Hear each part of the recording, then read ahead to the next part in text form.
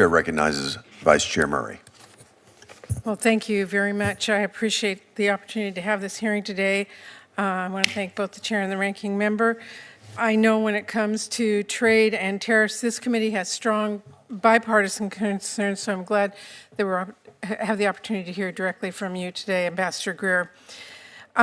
President Trump promised to lower costs on day one. Instead, he did slap these unprecedented new taxes on nearly everything that Americans buy from abroad. And now that prices are rising, he's calling affordability a Democratic scam.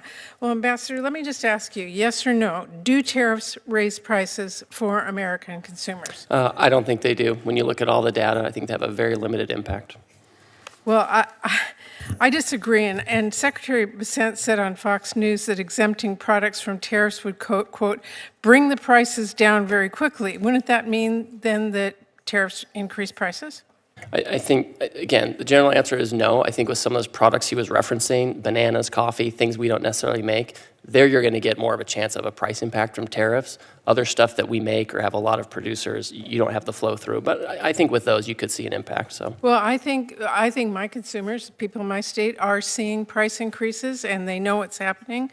I don't see how anybody with a straight face can't say that tariffs raise prices, but somehow ending them lowers the prices. So I think we all need to be honest. Now, in April, I visited a local candy company in my home state in Tacoma, Washington. They're called Brown and Haley. They have been in business for 112 years, and they employ 150 people. They are known for almond roca, which they export to 65 countries in the world.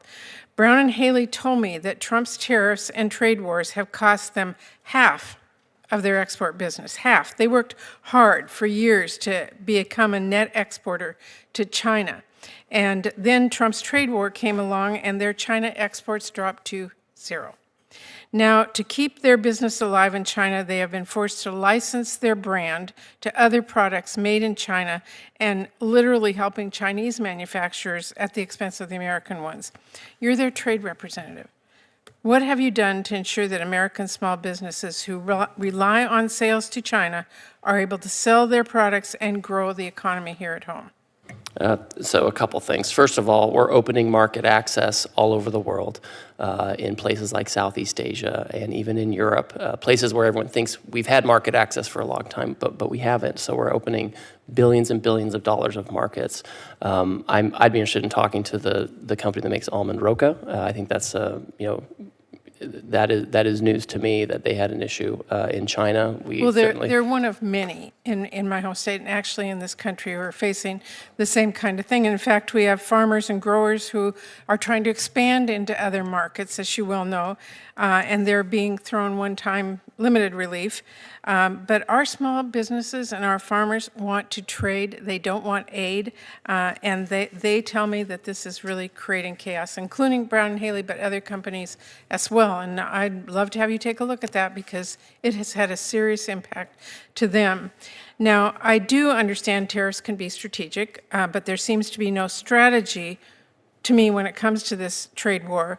And coffee is a great example. We consume nearly 800 times as much coffee as we produce, as you know. I doubt that's going to change anytime soon. And I'm glad that coffee is now exempt from some of these tariffs, but I cannot understand why this administration forced Americans to pay higher for months. Tell me, what did the coffee tariffs actually achieve? So first of all, coffee prices were going up for 2 years. I can't affect the weather in Brazil and these other places. Second of all the tariffs that were imposed, some of them are in place to protect domestic supply chains. Some of them were in place for leverage. So in early September, the president announced that he was going to take the tariffs off of coffee and bananas and other things. And then once we had the deals with the kind of countries that send us coffee and bananas, Ecuador, Vietnam, Indonesia, et cetera, then we had used that leverage and we removed it. Why did it take so long to exempt coffee? Well, because TPP was negotiated for 8 years under Obama, and it never came to fruition. We did deals with Southeast Asia in 6 months to get all the tariffs down. So I think that's really, really fast. Well, my opinion is those kinds of issues should have been worked out before we slap tariffs on anybody. But let me say this, and I just have a few seconds left. Canada is Washington State, my state's second largest export partner and our largest source of international visitors. And I want you to know this. President Trump's trade war and insults have driven away Canadian visitors to my state and to other states. It has delivered a huge blow to our economy. Passenger vehicle border crossings in my state are down more than 24% in the first 10 months of this year. Spokane, Washington, Eastern Washington, saw a 33% drop in visitors this year. The operator of a ferry between Seattle and Victoria, BC, has been forced to lay off now a quarter of its workforce because ridership is down 30%. In my state, Americans are losing their jobs and our businesses are struggling. And I just really believe, Mr. Ambassador, we should not be picking fights with our close allies and neighbors like Canada. This trade war has been a terrible blow to American small businesses, and I hope it ends. It has to end. If it could end tomorrow, it would be so much better for my state and so many other people. And I want you to know that, especially with Canada. This is hurting my state.